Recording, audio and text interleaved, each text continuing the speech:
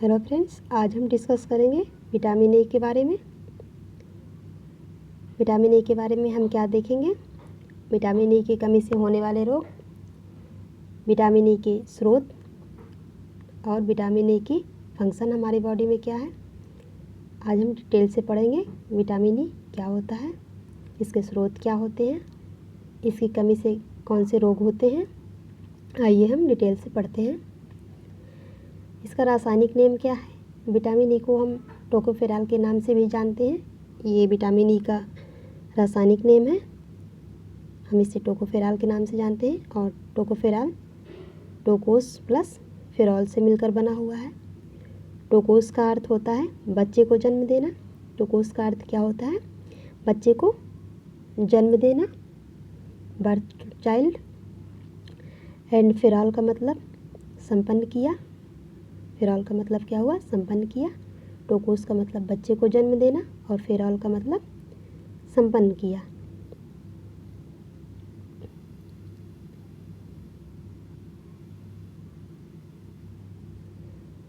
आइए इसके खोजकर्ता के बारे में बात करते हैं। तो विटामिन ई की खोजकर्ता कौन है? इवांस बिशॉप है। इवांस बिशॉप ने 1922 में विटामिन ई की खोज किया था। इन्होंने चूहों पर प्रयोग किया था। जब इन्होंने विटामिन ई की खोज किया तो क्या किया इन्होंने? चूहों पर प्रयोग किया था। जब हम कोई खोज करते हैं तो किसी न किसी पे प्रयोग करते हैं, तो इन्होंने चूहों पर प्रयोग किया था 1922 में। और इसके खोजकर्ता कौन हो गए? Evans Bishop. ये विटामिन ई के खोजकर्ता हैं। विटामिन ई का स्रोत क्या है? Source of vitamin E. तो विटामिन ई का स्रोत जो है वो है मांस, अंडा, मछली, डेयरी उत्पाद, मूंगफली, पपीता और जैतून। डेयरी प्रोडक्ट क्या होता है? जो हमें डेयरी से प्रोडक्ट जो मिलते हैं, जैसे कि मिल्क प्रोडक्ट। मिल्क प्रोडक्ट क्या है? घी, मक्खन, बटर, दही, मट्ठा, ये सब क्या है? आपके डेयरी प्रोडक्ट हो गए जो डेयरी से उत्पाद होते हैं। तो क्या है ये? विटामिन ई के गुड सोर्स हैं। कौन कौन से हैं? मांस, अंडा, मछली, डेयरी प्रोडक्ट, मूंगफली, पपीता और जैतून, ये आपके विटामिन ई के सोर्स हो गए। आइए अब कार्य के बारे में बात करते हैं। तो विटामिन ई का क्या फंक्शन है हमारी बॉडी में, क्या रोल प्ले करता है, क्यों इम्पोर्टेंट है हमारी बॉडी के लिए और क्या कार्य करता है, आइए देखते हैं हम इसके बारे में। तो हम जानते हैं कि विटामिन ए को हम एंटीऑक्सीडेंट के नाम से भी जानते हैं, क्योंकि ये हमारे बॉडी के फ्री रेडिकल को रिमूव करता है और हमारी कोशिकाओं को सुरक्षा प्रदान करता है और हमारी इम्यूनिटी को क्या करता है? इम्प्रूव करता है। इम्यूनिटी सिस्टम को जो है स्ट्रॉन्ग बनाता है।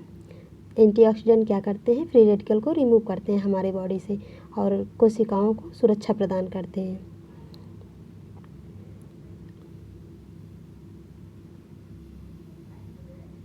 इसकी कमी से होने वाले रोग कौन कौन से हैं? अगर हमारी बॉडी में जितनी रिक्वायरमेंट है विटामिन ई की, वो सफिशिएंट मात्रा में नहीं मिल पा रही है। जितनी रिक्वायरमेंट है, जितना हमारी बॉडी को चाहिए वर्क करने के लिए, तो उसकी मात्रा कंप्लीट नहीं हो पा रही है। हमें विटामिन ई इतनी नहीं मिल पा रही है, तो क्या होगा? इसकी डिफिशियंसी के कारण हमारे बॉडी में डिजीज़ उत्पन्न हो जाएगी। यानी उसकी ज़रूरत है हमें और हमें नहीं मिल पा रही है। विटामिन ई की ज़रूरत है हमारी बॉडी को और उतनी ज़रूरत पूरी नहीं हो पा रही है, तो क्या हुआ? बॉडी में रोग उत्पन्न हो गया। कौन से रोग होते हैं इससे? इससे होता है जनन क्षमता में कमी।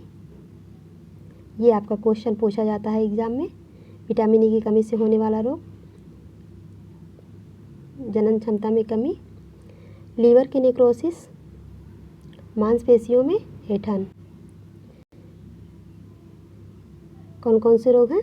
जनन क्षमता में कमी, जनन क्षमता में कमी आती है और लीवर के नेक्रोसिस, मांसपेशियों में ऐंठन होता है। किसके कारण? विटामिन ई की डिफिशियंसी के कारण, क्योंकि हमारे शरीर को सफिशिएंट मात्रा में विटामिन ई नहीं मिल पा रही है। तो इससे क्या होता है? इससे जनन क्षमता में कमी आती है, लीवर में नेक्रोसिस होता है और मांसपेशियों में ऐंठन होता है। इसका एब्जॉर्प्शन कहाँ पे होता है? तो विटामिन ई का एब्जॉर्प्शन जो है होता है वो एब्जॉर्प्शन अवशोषण, विटामिन ई का अवशोषण हमारे बॉडी में कहाँ पे होता है? तो विटामिन ई का अवशोषण हमारे बॉडी में स्मॉल इंटेस्टाइन में होता है, छोटी आंत में होता है। लेकिन इसके लिए क्या ज़रूरी है? इसके लिए ज़रूरी है कि पित्त रस और वसा का होना ज़रूरी है। यानी अगर पित्त रस और वसा है तभी ये अवशोषित होगा, अदरवाइज़ नहीं होगा। तो विटामिन ए का अवशोषण कहाँ पे होता है? छोटी आंत में होता है। लेकिन इसके लिए जो शर्त है क्या है? लेकिन इसके लिए पित्त रस और वसा का होना ज़रूरी होता है। इसकी प्रेजेंट होने की स्थिति में ही अवशोषित होगा। विटामिन ई का भंडारण कहाँ पे होता है? स्टोरेज ऑफ विटामिन ई, यानी ये जाके हमारे बॉडी में कहीं ना कहीं स्टोर होता है किसी बॉडी पार्ट में। तो ये किस बॉडी पार्ट में जाके स्टोर होता है? तो विटामिन ई जो होता है वो हमारे लीवर में जाके स्टोर हो जाता है। लीवर का भंडारण यानी यकृत जिसे कहते हैं, विटामिन ई का भंडारण यकृत में होता है। और विटामिन ए का उत्सर्जन, इसका उत्सर्जन एक्सक्रेशन क्या होता है, कहाँ पे होता है, किसके द्वारा होता है? तो विटामिन ई का उत्सर्जन जो होता है वो विसर्जित होता है मल के द्वारा। हमारे बॉडी में मल के द्वारा विटामिन ई क्या होता है? विसर्जित हो जाता है, या उत्सर्जन कहेंगे हम इसे। तो ये हमारी बॉडी से रिमूव हो जाता है। आइए देखते हैं एग्ज़ाम पॉइंट ऑफ व्यू से कौन सा पॉइंट इम्पॉर्टेंट है। तो सबसे ज़्यादा इम्पॉर्टेंट है ये वाला पॉइंट, जहाँ पे विटामिन ई की कमी से होने वाला रोग क्या है? तो जनन क्षमता में कमी। ये आपके जीएस में भी पूछा जाता है। ये सबसे ज़्यादा पूछे जाने वाले क्वेश्चन है, आप इसे पॉइंट आउट कर लीजिए। यहाँ से क्वेश्चन आपके बनते ही बनते हैं। और क्वेश्चन यहाँ से पूछा जाता है विटामिन ई, या फिर यहाँ से पूछा जाता है किस विटामिन को हम एंटीऑक्सीडेंट के नाम से जानते हैं। ये पॉइंट आपका इम्पॉर्टेंट है। ये क्वेश्चन आपका टीजीटी में पूछा गया था और जीएस में भी पूछा जाता है ये क्वेश्चन आपका, कि विटामिन ई का कार्य क्या है, या फिर एंटीऑक्सीडेंट के नाम से किस विटामिन को जानते हैं हम। और ये आपका रासायनिक नेम, ये भी आपका बहुत ही इम्पॉर्टेंट है। कभी कभी डायरेक्ट यहाँ पे टोकोफेराल दे देता है, विटामिन ई नहीं देता है, डायरेक्ट पूछ लेता है टोकोफेराल। या फिर इसका अर्थ पूछ सकता है, टोकोस का मतलब क्या है या फेरॉल का मतलब क्या है। तो यहाँ पे टोकोस का मतलब है बच्चे को जन्म देना और फेराल का मतलब है संपन्न किया। तो यहाँ पे रासायनिक नाम भी आप देख लेंगे, ये भी इम्पॉर्टेंट है। विटामिन ई का रासायनिक नेम टोकोफेराल। तो ये आपका सबसे इम्पॉर्टेंट टॉपिक था, आप इसे अच्छे से पढ़ लीजिएगा। और मैंने जो क्वेश्चन बताया आपको, यहाँ से क्वेश्चन पूछे जाते हैं, आप उसे पॉइंट आउट कर लीजिएगा, उसे नोट कर लीजिएगा। वहाँ से क्वेश्चन पूछे जाते हैं एग्ज़ाम में, यहाँ से क्वेश्चन डायरेक्ट पूछे जाते हैं। सो इसे नोट कर लीजिएगा। नेक्स्ट वीडियो में हम बात करेंगे विटामिन बी कॉम्प्लेक्स के बारे में।